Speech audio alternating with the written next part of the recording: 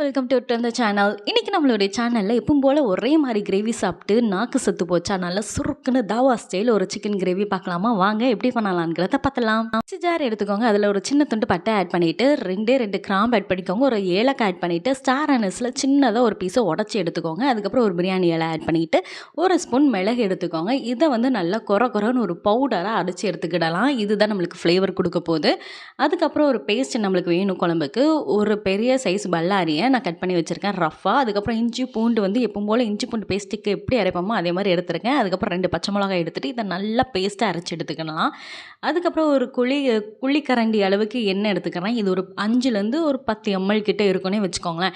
அதுக்கப்புறம் நம்ம பவுடராக எடுத்துருந்தோம்ல அந்த மசாலாஸ் எல்லாத்தையும் ஆட் பண்ணிவிட்டு ஒரு ஸ்பூன் ஜீரகத்தையும் ஆட் பண்ணிவிட்டு அரைச்சி வச்சுருந்த பேஸ்ட்டையும் அதை கூட ஆட் பண்ணிக்கோங்க. இது நல்லா சுண்ட பச்சை வாடை எல்லாம் போகிற அளவுக்கு நல்லா வதக்கி எடுத்துக்கிடலாம். இப்போ இதில் இருக்கிற பச்சை வாடை எல்லாம் போனதுக்கப்புறம் நல்லா சுண்டை வதங்கி வந்ததுக்கப்புறம் நம்ம தக்காளி பொடிசாக கட் பண்ணி வச்சுருக்கேன். அந்த தக்காளியும் இது கூட ஆட் பண்ணிக்கிடலாம். ஆட் பண்ணிவிட்டு நல்லா வதக்கிக்கோங்க. என்னடா எல்லாம் தோராயமாக சொல்கிறேன்னு நினைக்காதீங்க. இது எல்லாத்துக்குமே ஒரு கணக்கு இருக்குது. அது எல்லா இன்க்ரீடியன்ஸுமே கீழே நான் டிஸ்கிரிப்ஷனில் கொடுத்துருக்கேன். எல்லா இன்க்ரீடியன்ஸுமே அளவு கரெக்டாக பர்ஃபெக்டாக நான் உங்களுக்கு மென்ஷன் பண்ணியிருப்பேன். எல்லாம் கரெக்டாக எடுத்து வச்சுட்டு அதுக்கப்புறம் சமைக்க ஆரம்பிச்சிங்கன்னா உங்களுக்கு ரொம்பவே ஈஸியாக இருக்கும். 10 நிமிஷத்தில் உங்களுக்கு முடிஞ்சிடும்.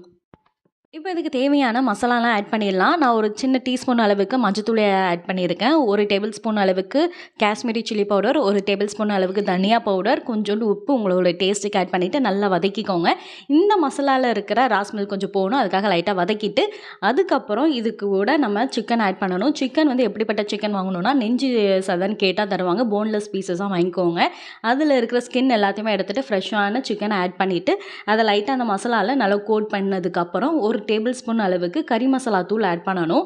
ஆட் பண்ணதுக்கப்புறம் தண்ணி ஒரு அரை கிளாஸ் அளவுக்கு தண்ணி ஆட் பண்ணிக்கோங்க. ரொம்ப தண்ணி ஆட் பண்ணிங்கன்னா சிக்கனில் இருந்தும் தண்ணி வரும், கொஞ்சம் தண்ணி பசமாயிரும். அதனால் லைட்டாக ஒரு அரை கிளாஸ் அளவுக்கு தண்ணியை மேல்டாப்பும் நல்லா தெளித்து விட்டுக்கோங்க. இப்போ நல்லா தண்ணியெல்லாம் தெளித்து விட்டதுக்கப்புறம் நல்லா கிண்டி விட்டுட்டு இதுக்கு ஒரு மெயினான தாபா ஸ்டைல் கொடுக்கறதுக்கு ஒரு தாளிப்பு. அந்த தாளிப்போட வீடியோ டெலிட் ஆகிட்டு அதுக்கு ஒரு 2 ஸ்பூன் அளவுக்கு எண்ணெய் ஆட் பண்ணிவிட்டு ஒரு 3 or 4 டேபிள் ஸ்பூன் அளவுக்கு பட்டர் ஆட் பண்ணிக்கோங்க. பட்டர் ஆட் பண்ணதுக்கப்புறம் ரொம்ப சின்ன துண்டை நம்ம டீக்கெல்லாம் போடுவோம்ல அந்த அளவுக்கு ரொம்ப சின்ன சைஸ் அளவுக்கு இஞ்சி, 2 பச்சை மிளகாவை தாளிச்சுக்கோங்க. தாளித்து இந்த குழம்புக்கு மேலே கொட்டிடணும். கொட்டி ஒரு நிமிஷம்னா அரை நிமிஷம் கழித்து நம்ம கொத்தமல்லி இலையை மேல்டாப்பில் தூவி விடணும். அவ்வளோதான். தூவி விட்டுட்டு 2 நிமிஷத்தில் நம்ம ஸ்டவ் ஆஃப் பண்ணிட வேண்டியதான். சூப்பரான தாபா ஸ்டைலில் அட்டகாசமான சிக்கன் தாபா கறி சூப்பராக ரெடி ஆயிரும். நீங்கள் ட்ரை பண்ணி பாருங்கள். வயலஸ் வை நட்டிய மனம். அப்படியே இன்க்ரீடியன்ஸ் எல்லாமே கீழே டிஸ்கிரிப்ஷன் பாக்ஸில் கொடுத்துருங்க. செக் பண்ணி பாருங்கள். Thank you guys.